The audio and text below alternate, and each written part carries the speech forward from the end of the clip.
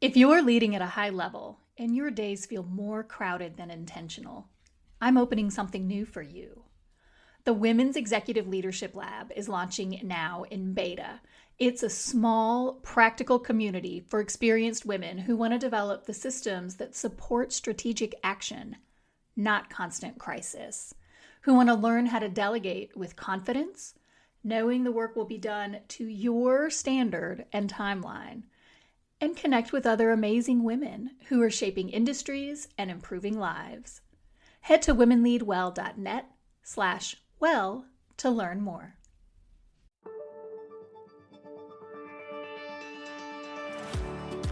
Welcome to Joyfully Unstoppable, the podcast for women who are ready to succeed without the stress. Whether you're leading a team, a classroom, a boardroom, or your own big, beautiful life, I am so glad you found us. I'm your host, Becky Hamm, leadership coach, speaker, and founder of Women Lead Well. Join me each week for straight talk, practical tips, and a dash of encouragement. Hello, my friends. I hope you are having a great day. Quick question for you. Do you receive my weekly newsletter? Wait, Becky, what? You have a newsletter? Why, yes, I do. It's called The Confidence Edit, and it comes out on Wednesdays. In it, I go into greater depth than what I can do in a 20-minute podcast. So I bring in some of the research, maybe expand a little bit on how to implement the sorts of things that we talk about in the podcast each week. And every once in a while, I will share something that's going on in my personal life. Subscribers receive early access to any new programs that are launching, and sometimes get discounts too. If that sounds like something that would interest you, you can join at womenleadwell.net/newsletter. All right. Today, we are going to explore the age-old question, are you the linchpin or the bottleneck? Maybe you're both. And I don't know if that's an age-old question, but it's something that I see a lot in the beautiful, amazing women that I coach, is that they see themselves and their teams and their organizations see them as the linchpin. They're the ones that hold everything together. And at times, because of that, they also then become a bottleneck. So what is a linchpin? What am I talking about there? The linchpin is the person who holds it all together. Things would fall apart if it weren't for that individual. You, if you're the linchpin, you are the person that people come to for answers, even if the question is outside of your role. You're the person people come to untie a tangled up knot or a thorny little problem because they know you'll get it done. It's easy to come to you because you have all the institutional knowledge, because you have been doing it, holding things together, because you take your job so seriously and you have invested yourself in your performance. And I want to say this. We see that as commendable. Being the linchpin is a badge, something we carry with a badge of pride, right? We see it as, for a lot of us, as an aspiration. We want to be indispensable. We see it as a testament to our dedication, to our excellence. And so I want you to hear me, because I am saying this with love, but being the linchpin is actually super dysfunctional. If you really are the person holding everything together, that is not good for you. It's not good for your well-being. And my sweet friend, it is not good for your promotability. It is definitely not good for your organization. Why would I say that? Well, if you're truly indispensable, then you don't get to have a sick day. You don't get to actually unplug and take a vacation. And you are probably always available to put out fires and handle problems. And that ain't healthy. It's not good for you. And I recognize you might not care about your personal well-being. And so let's talk about your career. If everything depends on you, certain less than scrupulous bosses will think that you're too important in your current role to consider you for more senior roles or developmental opportunities. They just can't spare you. It's a career killer. And being the linchpin is terrible for your team and your organization. Why? Because if you're the one holding it all together, People turn to you to solve problems they should be able to solve themselves. They don't develop the problem solving, the decision making, the implementation skills they could develop if you didn't always show up to save the day. And while you are amazing and clearly have stellar judgment, it's actually a good thing for teams and organizations to incorporate a diversity of perspectives and approaches, especially in the rapidly changing environment that we face today. Obviously, you're brilliant. Obviously, your ideas are solid. But your team members hold brilliance too. And the reality is that you are simply more effective when you all have the chance to shine and when you intentionally bounce off of each other. But if you're the one everyone always goes to, if you are the default, then people aren't looping in the other brilliant members of your team or within the organization to get that renewal of ideas and new ways of thinking that we know, that science, that data, that studies tell us improve outcomes. So while I know that there is a sense of validation to be seen as the linchpin, it is really not good. And if others, your boss, your team members, colleagues, if they use that kind of language to describe you, you should see that as a red flag. Now, there's another red flag I want us to address today, and that is the bottleneck. The bottleneck is the person who's involved in every step of the workflow. And you know what I mean, right? Even minor decisions end up on your desk if you're a bottleneck. People check in with you before moving forward with execution, either because you've set the expectation that they have to, or because your team doesn't feel confident moving forward without your blessing. The bottleneck also comes when team members have to wait on you to turn around items for them, right? And so that might be feedback on a draft. It might be like approval for a purchase or approval to implement an action. Any part of their workflow that routes through you, you then have become the bottleneck. And just like with the linchpin, bottlenecks can develop because of your strong performance. I was talking to a member of the Women's Executive Leadership Lab recently, my membership program for senior executive women, and she mentioned that even though she's been very intentional to decentralize decision-making, her team can still defer to her to make decisions that they are very capable of making themselves. And she has to remind them not to wait for her input before moving forward. She's not micromanaging, but her team just feels safer routing decisions through her. So, okay, Becky, so her team trusts her and respects her and values her opinion and wants her input. What could possibly be problematic about that? Well, let me tell you. One, when you're involved in everyone's workflow, that definitely means that you are doing work that you don't need to be doing. That's time and energy that you're putting to other people's tasks and deliverables that you could be putting to your own. Time and energy that you could be putting to those things that only you can do. Your team can make decisions about the implementation of a project. And if they can't, DM me and let's talk, because that really is a problem. They should be able to do that. You focus on getting your team the resources and support they need for that project. You focus on eliminating any roadblocks that pop up that they can't resolve themselves, not just that they don't, but that they can't, right? You Hulk smash the problems that are at your level and let them deal with the problems that are at their level. And you, my sweet friend, you are the one who is supposed to be focusing on what's coming up next.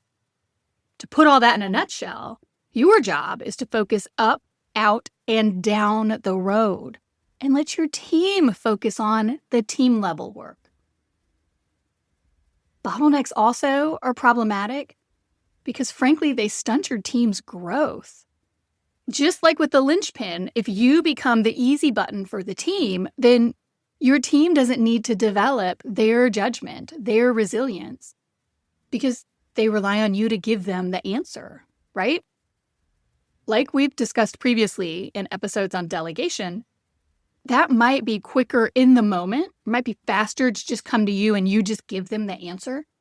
But it costs you the valuable time and energy over the long haul, and it costs them the experience of figuring it out on their own so that they then become the ones with that resident judgment, that maturity of insight. And when you build your team to have that judgment, when it gets out of being just in your head, and when multiple team members have that ability, man, your team will be so much stronger and better and perform at such a higher level. So, what can you do if you find yourself functioning either as the linchpin or as the bottleneck? Well, let me tell you. Number one, you want to become very intentional about your messaging. You want to praise team members' initiatives, even if things don't go the way that you would have done them.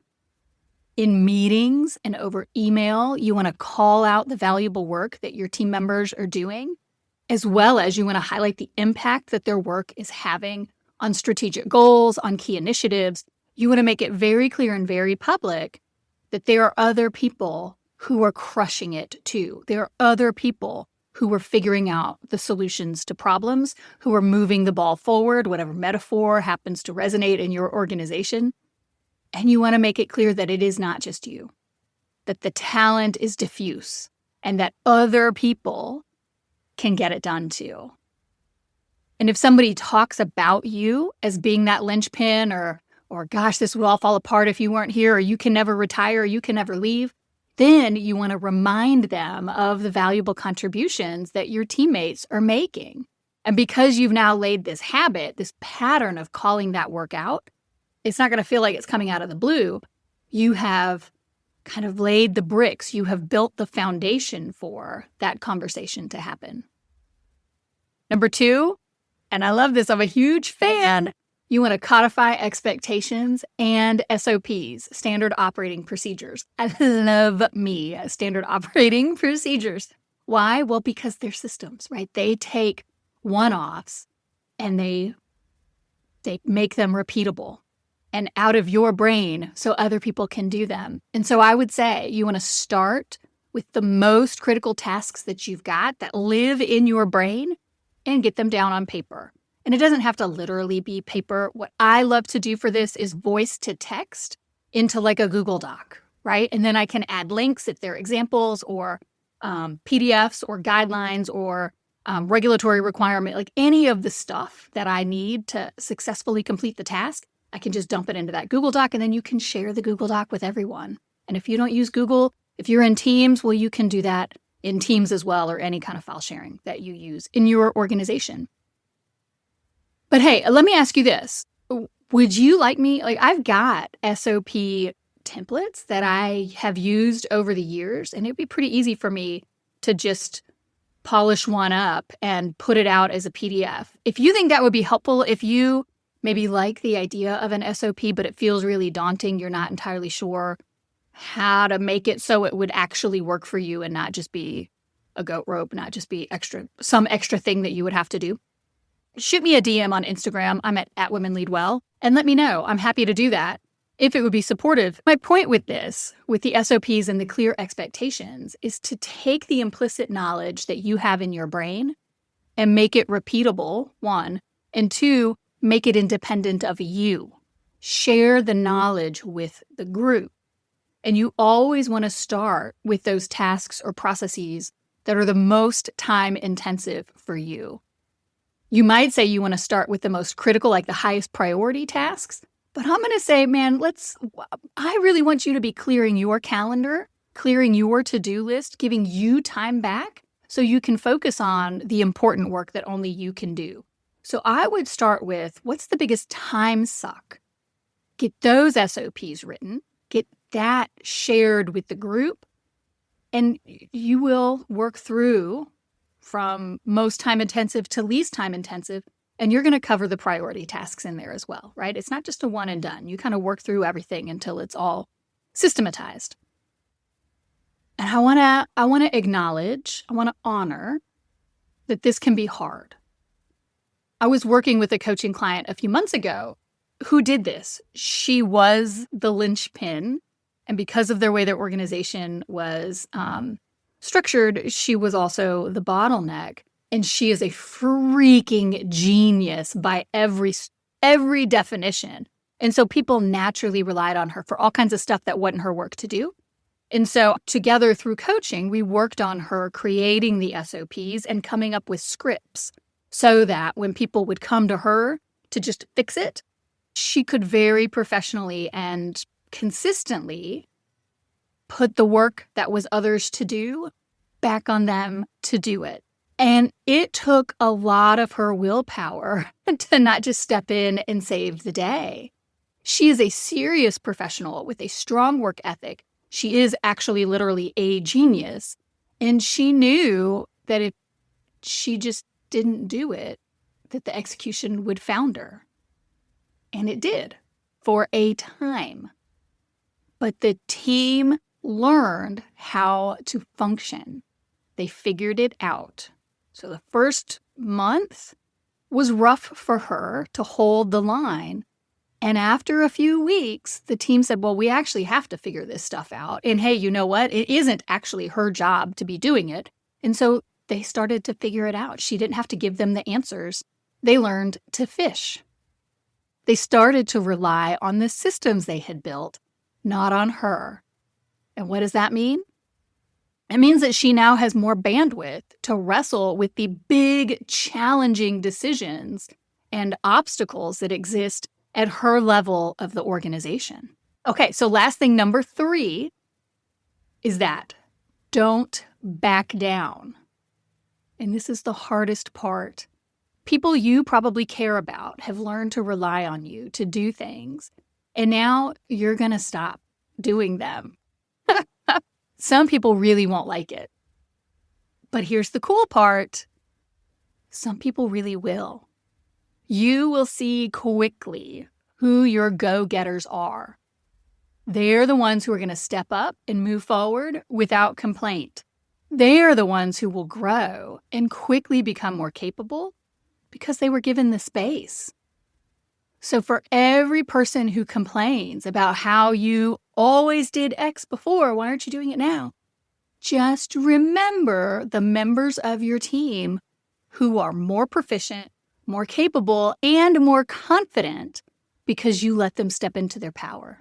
You let them grow. And as always, if you'd like help shaping these dynamics with your team, let me know. I would love to offer you an hour on Zoom to work through your specific circumstances in your organization.